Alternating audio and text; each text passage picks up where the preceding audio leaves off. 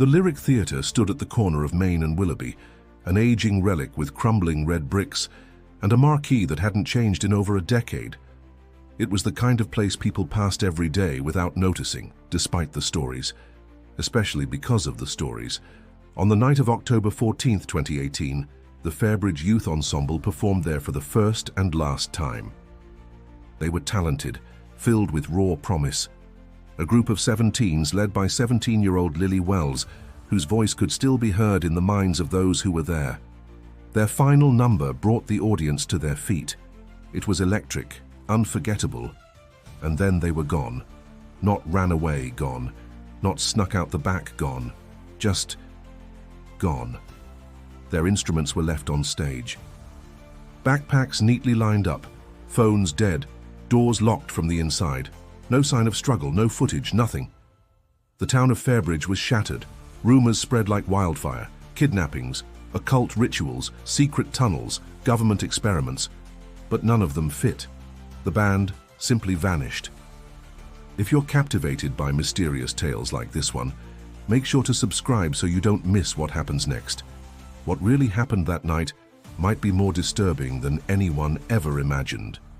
The search lasted for months. Posters, vigils, volunteer groups. National news picked it up briefly. Parents begged on live television. But with no leads, no suspects, and no answers, the case grew cold.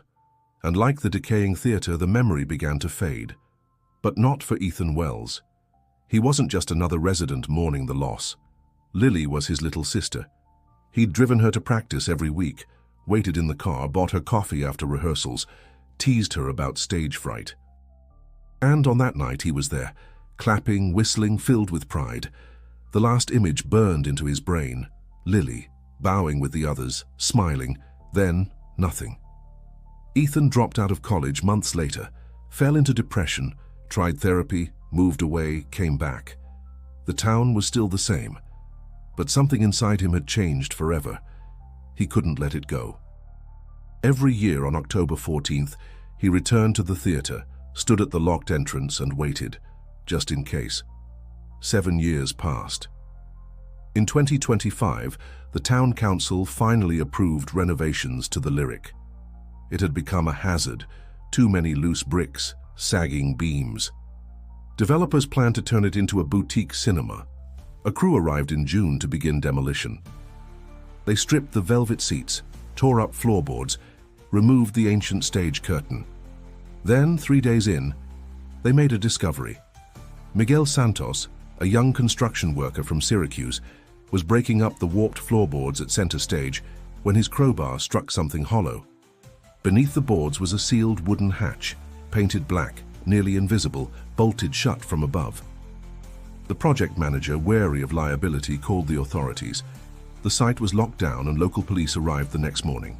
They opened the hatch. What they found was a shallow space, no deeper than a crawl space.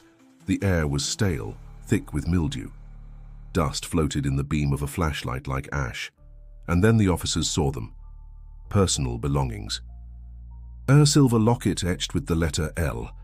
A pair of red Converse shoes, size 6. A crushed trumpet case. A music sheet, edges burned, notes half missing. Each item was tagged, bagged, and logged. The theatre was closed off again, this time under police watch. When Ethan heard the news, he drove straight there. His hands trembled as he showed his ID, his press badge, anything to be let through. Eventually, a detective named Harold Dempsey met him out front. "We can't let civilians in right now," Dempsey said, voice guarded. "I'm not just a civilian," Ethan replied. "That's my sister's locket. I gave it to her. Please." Dempsey hesitated, then sighed. 15 minutes. That's all I can. Ethan descended the narrow staircase beneath the stage. The air grew colder. Dust coated everything.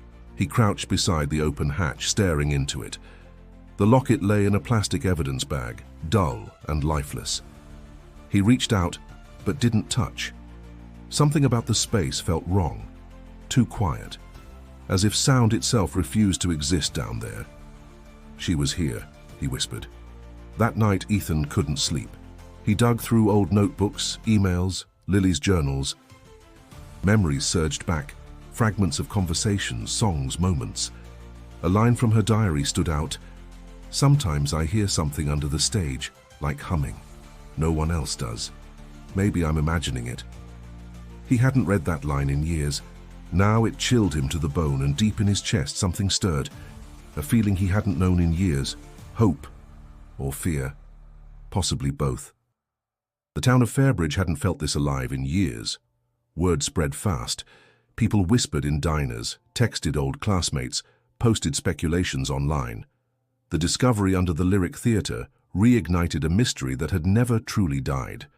For many it was a cruel reminder. For others, a spark of something they'd lost, belief. Ethan spent the next morning revisiting the site. The area was cordoned off now, patrolled by local officers, but just being near it, feeling the old bricks beneath his feet, reminded him of the night everything changed. Inside the crawlspace, authorities had uncovered more than just Lily's locket. Scattered across the dusty floor were traces of the other teens, Gabe's guitar pick with the lightning bolt emblem, a set list written in Sarah's precise handwriting, Austin's dog tag keychain.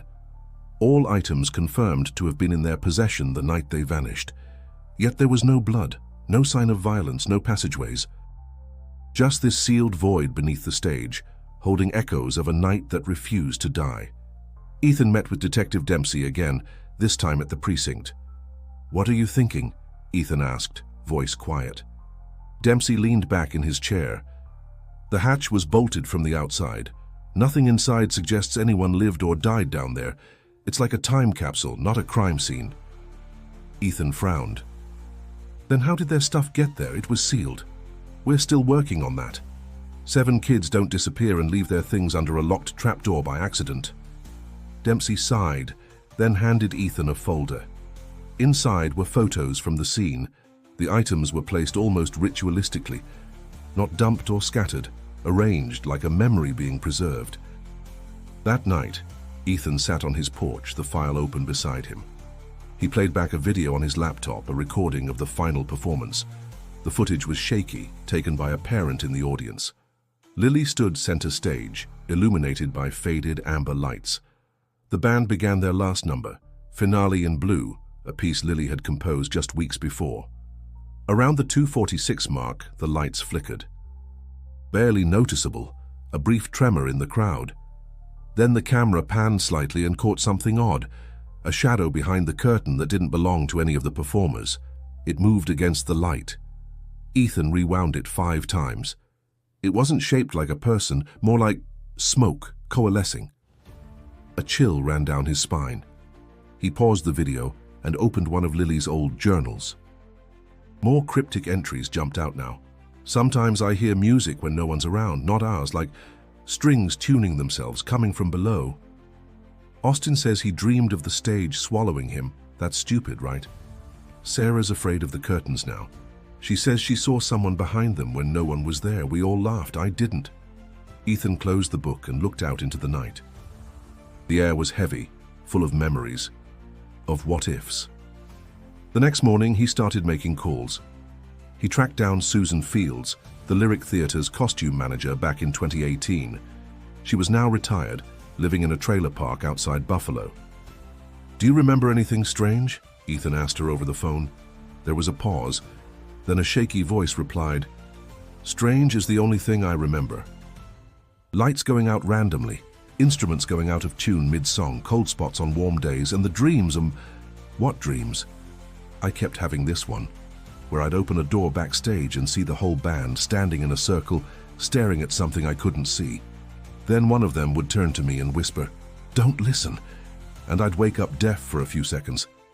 Ethan gripped the phone tighter. "Did anyone ever go missing before?" "Not that I know of, but that place has been weird forever. Ask Joe, the janitor. He's been there since the 70s. He told me once about a door that wasn't a door, said it used to be in the basement before they sealed it." That evening, Ethan visited the theater again. He stood across the street staring at its boarded windows. His phone buzzed. No caller ID. He hesitated, then answered. Static. Then faintly, something else. A sound. A note. One single, drawn-out musical note, vibrating just enough to be heard. "Hello?" Ethan whispered. The line went dead. He stood frozen, phone in hand. That note, it wasn't a ringtone, wasn't a notification. It was real, intentional. He knew it. Later that night, Ethan dug through Lily's old rehearsal CDs. He played them one by one, trying to find the note he'd heard. On the fifth disc, buried between warm-up sessions and laughter, he heard it, track 12, at the end. As the recording faded, there it was, that same low, haunting tone, and under it, if he listened closely, something else. A whisper, a single word. Below. Ethan couldn't stop thinking about the whisper. Below. He replayed the track dozens of times, each time hearing more than before, not just the word, but a kind of texture behind it. Breathing, a creaking tension, as if the sound itself was straining against silence. It didn't belong on a recording made in a school auditorium. It felt wrong. That morning, he headed to the Fairbridge Historical Archives, located in the old library wing. The building smelled of must and varnish. He requested the original blueprints for the Lyric Theatre. After 2 hours of combing through fragile pages, he found it. A narrow room beneath the stage, long and rectangular. But what caught his eye was something else. A small space labeled Access Tunnel, drawn to the right of the stage foundation. There was no record of where it led. Later renovations had clearly removed it, or perhaps walled it off. He needed to talk to someone who'd been there before all the changes. Joe Langford had been the Lyrics janitor for over 40 years. Ethan tracked him down at a care facility across town. The old man sat in a wheelchair by the window watching birds. His eyes were cloudy, but when Ethan mentioned the theatre, something sparked. "You were the janitor back in the day, right?" Ethan asked, sitting beside him. "Back when it was alive," Joe rasped. "Not this husk they're gutting now." "Do you remember any tunnels beneath the stage?" Joe chuckled, then coughed. "Oh, I remember. We used to have a door in the basement, metal, rusted, led to a corridor lined with brick. No idea where it ended. We used it for storage at first, props, old furniture. Then one day we just stopped going down there." "Why?" Joe's voice dropped. "Because we started hearing things. Music, not ours, never ours." Ethan leaned closer. "What kind of music?" "Old strings, out of tune, a slow march, and once I saw a shadow move across the wall down there when no one was around. I told the owner. He bricked the whole thing up, said we shouldn't dig into things meant to stay buried. Do you think that's where the kids went?" Joe met his eyes. "I think that place remembers." That phrase lodged in Ethan's mind. He left the care home and drove straight to the theatre. The renovation crew was off that day. The street was quiet and the site was empty. He found the back entrance still padlocked, but the side window he'd noticed before was unlatched. He slipped through and landed in the dim lobby. Dust and plaster coated the floor. Light streamed through broken glass. He walked toward the stage, past the rows of gutted seats, and stood where Lily had once sung. The hatch was now resealed with fresh tape and a police warning. But he wasn't looking at the trapdoor. He moved to the far right wing, to a warped door barely hanging on its hinges. Behind it was a narrow staircase leading down. The air grew dense. At the bottom, he found what looked like a storage space, pipes, broken chairs, an old lighting rig. Then he saw it, a section of wall unlike the rest. Newer bricks, cleaner mortar, rectangular. The height of a doorway. He ran his fingers along the edge. It was cold, slightly damp. He knocked once, hollow. Ethan stepped back, heart pounding. He didn't have tools, not yet. But now he knew. There was something behind that wall, something someone wanted sealed. That night, unable to sleep, he texted Mariah Temple. They hadn't spoken in years. Not since the week after Lily disappeared, when Mariah said something Ethan hadn't wanted to hear. "She's not gone. She's just somewhere else." At the time, he'd dismissed her. But now, he typed, "I need your help. The Lyric Theatre. It's back." The reply came instantly. "I knew you'd call." They met the next morning in the parking lot behind the theatre. Mariah hadn't changed much. Still wore long beaded earrings and smelled faintly of lavender and smoke. Her eyes were sharp, her posture rigid. "You really think she's still down there?" Ethan asked. Mariah looked toward the building. "I don't think. I know. Places like that, they don't just contain energy, they feed on it, and the lyric has been starving for years." They re-entered through the same window. Mariah walked the aisles, eyes closed, lips moving silently. "Something happened here," she murmured. "A tearing. But it wasn't an accident, it was an invitation." Ethan led her to the basement. She stopped at the sealed wall. "Here," she whispered. Without hesitation, she pulled a small bell from her pocket and rang it once. The air shifted. Behind the wall, they heard something fall, a scrape. Then silence. They looked at each other, neither speaking. Then Mariah said, "It's waking up." They returned at midnight. Ethan brought a sledgehammer. Mariah carried a satchel filled with what she called resonance tools, things Ethan didn't understand but didn't question. He was past doubt. Whatever was behind that wall wasn't just bricks and dust. He felt it now, like pressure behind the eyes, a weight in the chest. The theater wasn't just a location anymore. It was a presence. With each strike of the hammer, fragments of mortar exploded outward. The sound echoed unnaturally, as if the theater swallowed it and spit it back slower. On the 8th strike, the center gave way. Behind the bricks, a narrow corridor emerged, just wide enough for a single person, and shrouded in absolute dark. Mariah lit a lantern. The flame flickered violently, but held. "Ready?" she asked. Ethan didn't answer. He stepped in. The air was colder, staler. Time itself seemed to thin around them. The floor dipped slightly downward. Along the walls, forgotten posters clung like fossils, ads for plays from decades past. Some depicted shows that had never been staged. One in particular caught Ethan's eye, a youth orchestra in silhouette, standing in a circle. There were no names, just a single line. "Come hear the final sound." The hallway twisted, then opened into a chamber roughly the size of a classroom. Inside, Ethan stopped breathing for a moment. Instruments. Dozens of them arranged in a loose arc, as if waiting for their players to return. A cello with one broken string, a trumpet half covered in dust, sheet music on metal stands, curling with age. They weren't just placed here, they were positioned, angled precisely, almost reverently. At the center stood a music stand with an open book. Ethan approached slowly, heart racing. It was Lily's handwriting, her old notebook or a copy of it.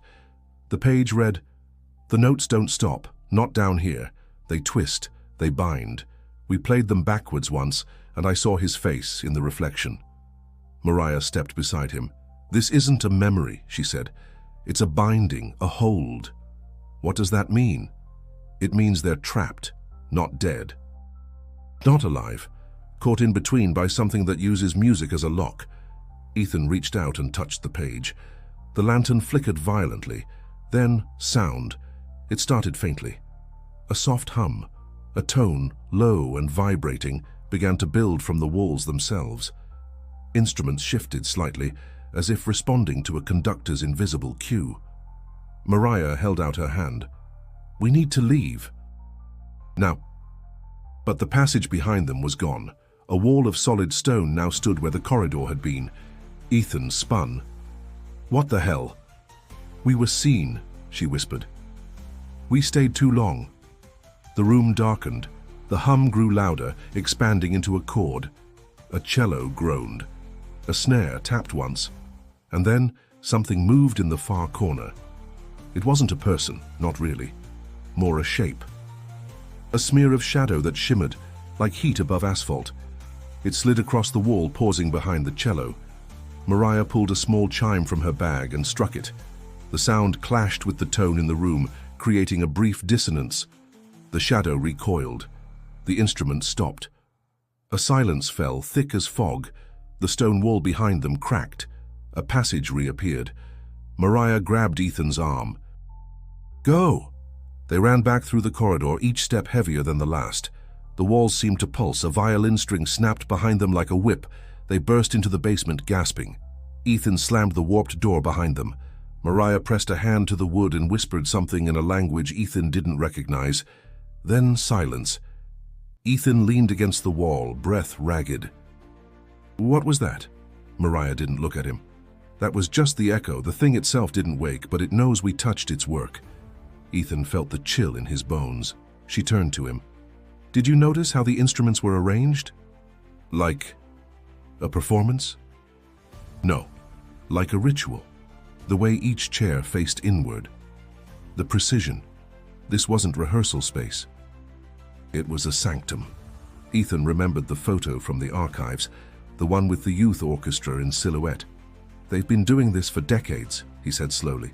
Not just our group, others. Mariah nodded. It needs performers. It feeds on performance. It binds them through sound. Ethan looked down at Lily's notebook. If we want to get them back, he said, we'll need to learn the score. Ethan didn't sleep that night.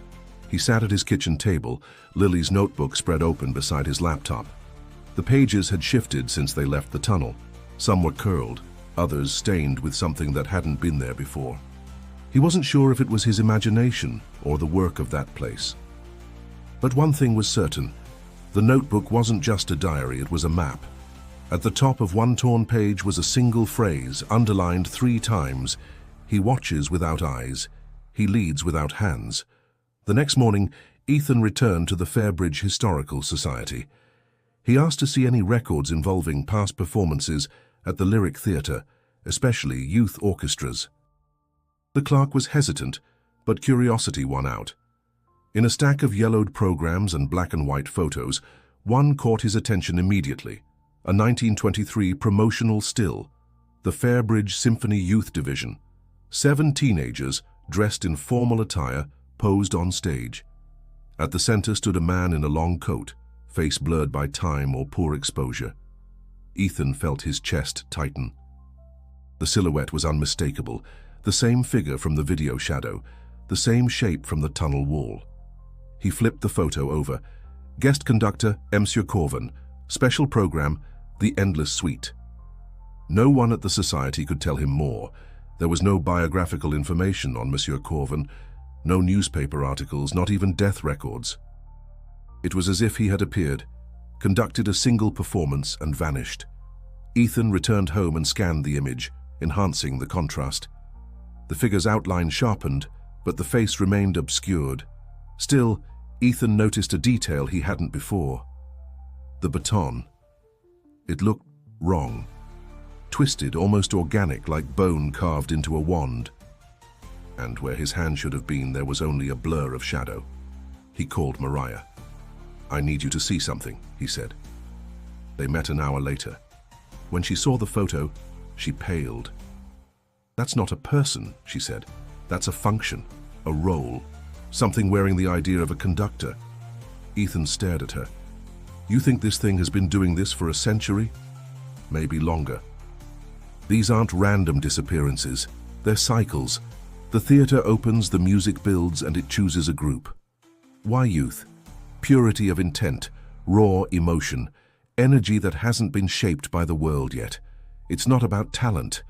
It's about resonance. They sat in silence. Then Mariah said, I want to show you something. She drove them to a used bookstore on the edge of town. Inside, she led Ethan to a back room where she kept rare texts. From a locked case, she pulled a thick volume titled Phantoms of the Architectural Soul. Flipping through, she stopped on a chapter marked with a ribbon. The Conductor Archetype, it read. The page described legends of supernatural beings drawn to places where music and architecture met, cathedrals, opera houses, old theaters.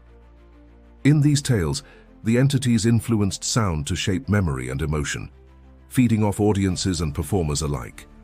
They don't possess bodies, Mariah explained. They possess events, repetitions. They embed themselves into the structure of a place. The more people participate, the stronger they become. Ethan traced a passage with his finger. The entity may be disrupted by dissonance or non-compliance, failure to complete the intended score. Is that what happened to Lily's group? He asked. Did they refuse to play something? Mariah shook her head. No. I think they played it too well. They unlocked something. That night, Ethan returned to his laptop. He searched for anyone else who'd disappeared at the Lyric over the years. The cases were scattered. Missing musicians, soloists who never made it home, never reported as connected. But the pattern was there, always performers, always right after a show. And then, one final piece clicked into place. He found an archived article from 1974. Local violinist disappears after recital. The photo attached showed a teenage girl named Ellen Hart. In the corner of the image, barely noticeable, stood a janitor. Ethan zoomed in. Same build, same eyes. It was Joe Langford, the man who'd warned him about the bricked-over door, the man who said the place remembered. Ethan's pulse quickened. Joe hadn't just worked at the theater. He'd survived it. Ethan stared at the photo, hands trembling. Joe Langford hadn't just been a witness. He had been there when it happened before. The realization hit with a force that left no room for doubt. He called Mariah immediately. "We need to talk to Joe again." Mariah didn't hesitate. "I'll meet you there." They returned to the care facility that afternoon. Joe was asleep when they arrived, his breathing shallow, a nurse adjusting his IV. But when Ethan whispered his name, the old man's eyes opened instantly. "You went back," Joe said, voice dry as paper. Ethan nodded. "We saw the room, the instruments, the thing." Joe looked past him, as if seeing something neither of them could. Then it started again. Ethan pulled out the photo from 1974. "You knew Ellen Hart, didn't you? She was one of them." Joe's jaw clenched. "She was my niece, first violin. She played something she shouldn't have." "What was it?" "They called it The Endless Suite. But it had no author. It just showed up one day. No matter how many times they played it, it changed." Mariah stepped forward. "Do you still have it?" Joe didn't answer. He motioned toward a drawer beside his bed. Ethan opened it and found a crumpled folder. Inside was a single sheet of aged music paper, yellowed and worn, with notes scribbled in irregular patterns. A title scrawled in faded ink read, "Movement for Return." Mariah examined it. "This isn't a composition, it's an invocation." Ethan's stomach sank. "We think Lily's group finished the piece." Joe turned to face him fully, voice steady. "Then they're not dead, but they're not alive either. They're playing it still, for him." The conductor. Joe's eyes darkened. "He's not a man. He's something older, a parasite. He wears the face of whatever your fear needs it to be. The Lyric was just a vessel." "Can he be stopped?" Ethan asked. Joe hesitated. "Maybe, if the symphony is broken, if it ends on silence." That evening, Ethan and Mariah prepared. Mariah laid out a circle of salt and copper wire in Ethan's living room, humming under her breath. On the table, Ethan placed Lily's notebook, Ellen's sheet music, and his own cassette recorder. He digitized the track with the whisper, "Below," and slowed it, looped it.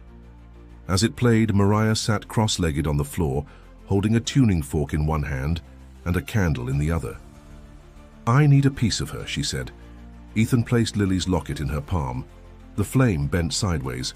A sound like wind inside a bottle filled the room. Then, harmony. Soft, incomplete, fractured, but unmistakably hers. Mariah opened her eyes. She's close, but not alone. The others are still bound. Like a choir singing underwater. Ethan remembered the way the instruments had been arranged in that tunnel room, facing inward. A circle, a prison made of harmony. "We need to go back," Mariah nodded, "but we'll be watched." The next night, they returned to the Lyric Theatre. The window was still ajar, the basement door still creaked open. They carried only what they needed: flashlights, the folder of music, the locket, and the recorder. The moment they stepped past the broken wall, the air shifted. It was waiting. The tunnel was darker now, the walls pulsing faintly with vibration, like a heartbeat too slow to live. When they entered the chamber, everything was exactly as they'd left it, but not silent. This time the instruments were humming, Not playing, just vibrating, barely audible, as if tuning themselves. Mariah placed the sheet music on the central stand. Ethan approached Lily's old notebook, still open. A new line had appeared, scrawled in a different hand. "Bring the final breath." He turned to Mariah. "What does that mean?" She didn't respond. She was staring toward the back corner of the room. A figure had emerged, not walking, gliding. Its form shifted slightly with each step, like static wrapped in human shape. The conductor, no eyes, no hands, a face made of shadow and suggestion. It raised one arm, baton extended. The instrument snapped to attention, bows rose, mouthpieces aligned, an invisible orchestra prepared to play. Mariah struck her tuning fork. The sound cracked the air. The conductor paused, head cocked. Ethan stepped forward and held up the locket. "Lily," he whispered, "if you can hear me, don't follow the rhythm, break it." A violin trembled. A single discordant note slipped free. Then silence. The figure turned, and Ethan realized it wasn't Lily who had responded. It was something else. And it was listening. The air inside the chamber turned heavy, as though every breath cost something. The conductor stood still, baton raised, a silent overseer of something ancient. Ethan could feel it, like gravity pressing inward from every angle. Mariah gripped the edge of the music stand, her knuckles white. "He's not just leading them," she said quietly. "He's keeping them." As she spoke, the walls behind the conductor began to ripple, not visually but audibly. A low-frequency resonance filled the space, vibrating through bones, teeth, thoughts. And then slowly, figures emerged from the far side of the room. 7 of them, the missing teens, Lily, Gabe, Sarah, Austin, Clara, Mason, Danny. They were exactly as they had been 7 years ago. Same clothes, same posture. But their eyes were vacant, like they were caught mid-rehearsal, unaware of time. Each stood beside their instrument, motionless, waiting.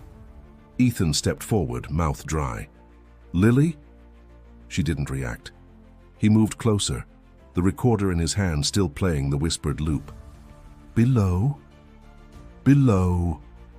Lily's head twitched. Just slightly. Mariah exhaled.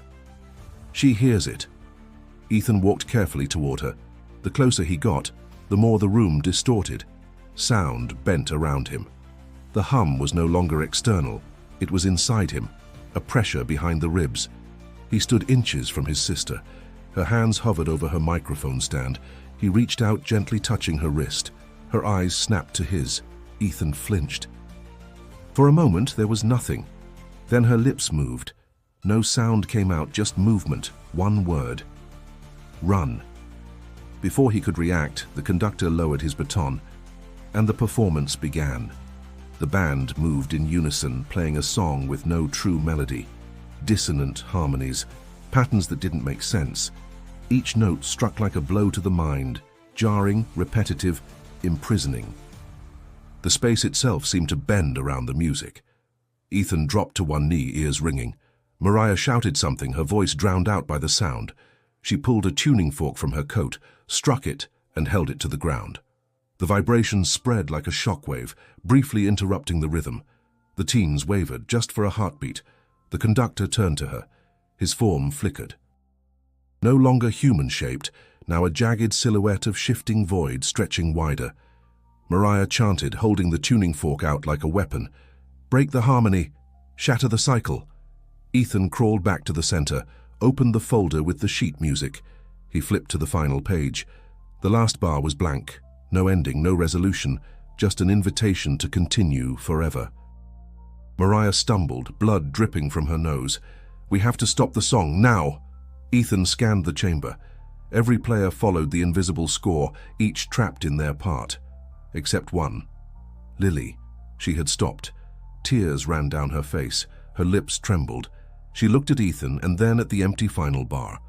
Slowly, she reached down and picked up a pen that had somehow rolled to her feet. With a shaking hand, she stepped forward and placed it on the music stand in front of Ethan. Then she nodded. Ethan stared at the blank bar. His hands trembled. He remembered Lily's voice, that one time before her first concert.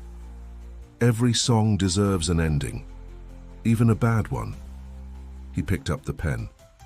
With quick, jagged strokes, he wrote a single note. A final, long, decaying rest. A silence. The moment his pen lifted, the chamber shuddered. The instrument screamed, not from strings or reeds, but from the wood and brass themselves, as if something inside them had been wounded. The conductor reeled, shadow form splitting, unraveling at the edges. The music fractured. The teens dropped their instruments, each gasping, blinking, confused. Ethan ran to Lily, catching her as she stumbled. Her voice cracked. "It hurts, but it's over." Behind them, Mariah struck her final chime. A tone of perfect dissonance echoed, cutting across every frequency. The conductor collapsed inward, as if sucked into silence. The air snapped, and with it, the chamber trembled, and then went still. No music, no vibration, no pressure, just silence. Real, absolute, deafening silence. The silence held like a suspended breath. For the first time in what felt like an eternity, the chamber didn't hum. No strings vibrated, no shadows stirred. The instruments sat inert, lifeless as wood and brass should be. The oppressive pressure had lifted, but the cost was already visible. Mariah had collapsed to her knees, her face pale, sweat glistening at her temples. She leaned against the stone wall, eyes glazed, pulse erratic. Ethan rushed to her side. "Mariah!" She lifted a weak hand. "I'm here. Just drained." Behind them, the teens began to stir. One by one, they came back to themselves, confused, disoriented, some crying, some stunned. Lily clung to Ethan's sleeve, shaking. "I saw you," she whispered. "Every time the cycle began again, I saw you watching me. It kept me going." Ethan's voice cracked. "You never stopped fighting. You broke the spell." She gave a faint smile. "We didn't finish the piece. You did." Ethan glanced at the makeshift score still pinned to the central stand. The final note, his hastily written rest, still glowed faintly in the lantern light. A mark of rebellion against endless performance, but something didn't feel finished. Mariah opened her eyes. "The seal is broken, but we're not out yet. This place isn't just under the theater, it's part of it." "You mean we're still inside?" She nodded slowly. "We changed the rhythm. Now we need to exit before it resets." The group moved together. The passage they had entered through now pulsed with soft light, welcoming, no longer hostile. As they began to file through, Ethan stayed back. He approached the central stand one last time. He reached into his coat and pulled out Lily's original notebook, the one that had started it all. He placed it beside the conductor's twisted score. Then he tore the last page from his own version, the one containing the final silence. He laid it over the first bar of the cursed suite. A new composition was born. Lily stepped beside him, watching. "What are you doing?" "Giving it an ending." As they turned to leave, the room pulsed one last time. A soft tone, neither minor nor major, sounded behind them. Not menacing, not mournful, peaceful. And then the path opened fully. The sun was rising when they stepped back into the theater lobby.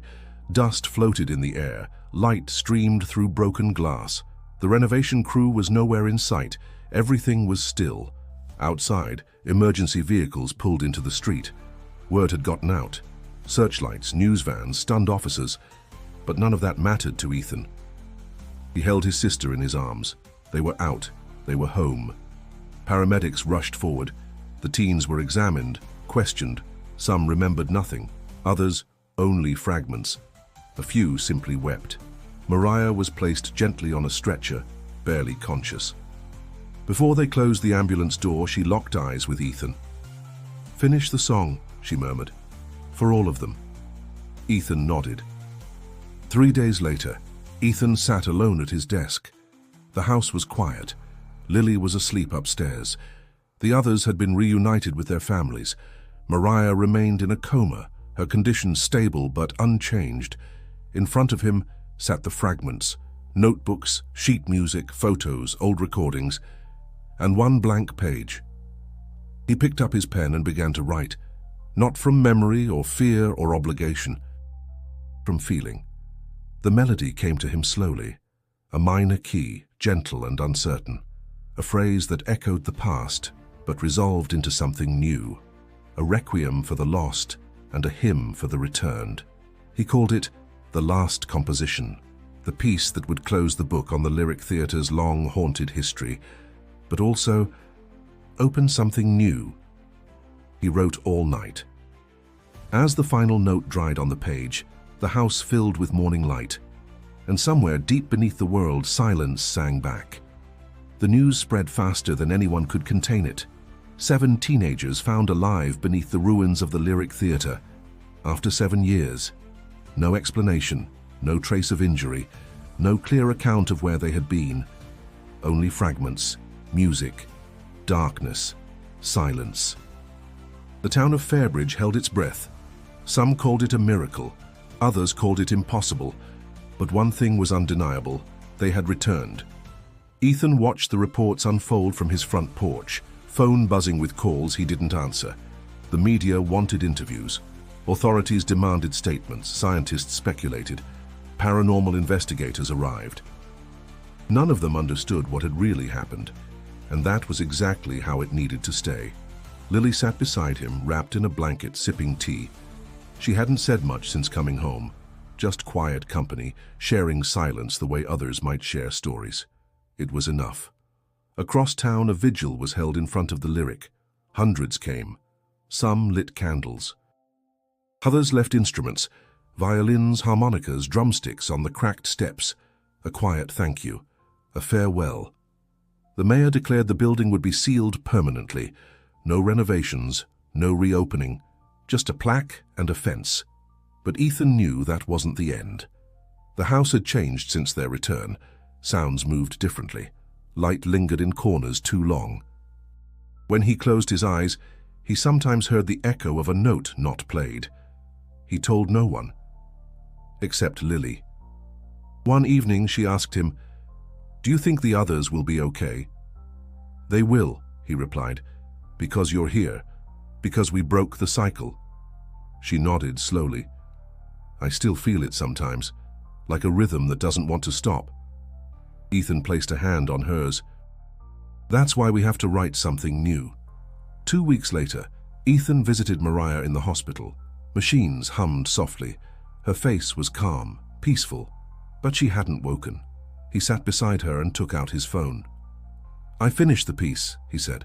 "The last composition. It's going to be played next month. The youth orchestra's reforming. Not the same kids, but inspired by them." He pressed play. The melody filled the room, soft, resonant, healing. As it reached its center movement, he watched her face. Nothing.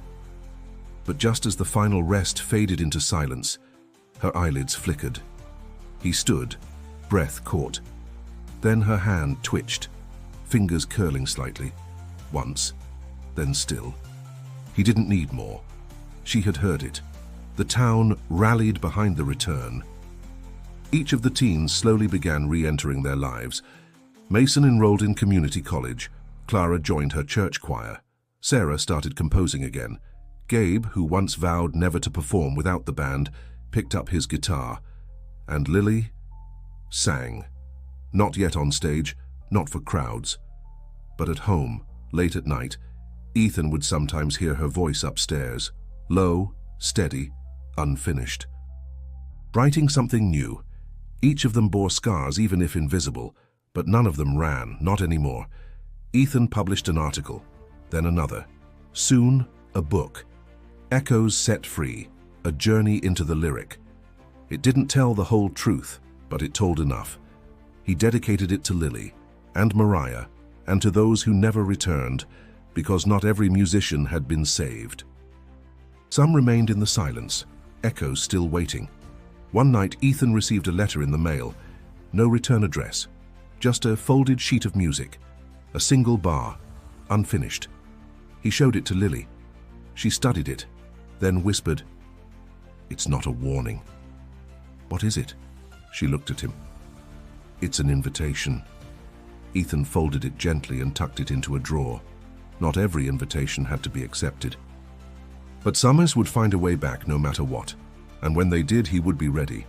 1 year later, the Lyric Theatre remained closed. Its walls still bore the weight of what had happened, its foundation marked not by cracks or rot, but by silence. No more construction crews, no more restoration plans. Just quiet, undisturbed, respected, understood. But across town, something new was born.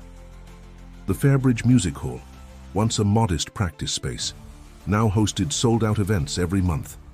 And tonight the audience waited in hushed anticipation for a performance that carried more than just music. It carried memory and meaning and return. Ethan sat in the front row. The program was simple, one piece, the last composition. Written by him, inspired by Lily, finished through everything they had lost and found. On stage, Lily stood beneath warm lights. She wore a simple dress, her hands clasped at her side, the silence before the first note stretching like breath before speech. Then she began. Her voice rose with clarity, the orchestra swelling behind her. Each measure echoed what they had endured, not with pain but with peace. Notes that once imprisoned now soared. What had been a cycle became a story, and this time the ending was theirs to choose. Ethan felt tears trace his cheeks, not from grief, from release. As the final chord rang out, the hall remained still for a full beat. No clapping, no cheering, just reverence. Then, as if summoned by a signal only hearts could hear, the entire audience rose. Thunderous applause erupted. Some cheered, some wept, and Lily bowed once, humbly, with her eyes closed. Backstage, the energy crackled. Lily hugged her fellow performers. Some were old friends, some new, but all of them knew what that music had meant. Mariah wasn't there. She remained in a long recovery, awake now, but forever changed. The doctor said her mind had been touched by something that left traces. Ethan visited weekly. Sometimes they talked, sometimes they just listened, to the wind, the trees, the pulse of quiet places. She'd once said the lyric was hungry, now it was full. After the concert, Ethan stood outside the hall, the night crisp and clean.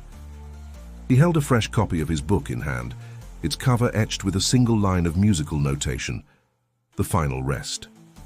Lily joined him, her breath visible in the cold air. "You think it's over?" she asked softly. Ethan looked up at the stars. "I think the song ended, but songs leave echoes, and echoes find their way back." She nodded. "Would you change any of it?" He shook his head. "Only that we couldn't save them all." She touched his arm gently. "But we saved each other." They stood in silence for a long moment. Then Ethan smiled. "Come on. There's one more thing." They walked to the old theatre, not to enter, but to stand across the street. A new sign had been added to the gate, "Historic Site, no trespassing." But someone had tied a ribbon to the lock, bright blue, the color of Lily's original dress. Ethan took a breath. "I'm going to write again," he said.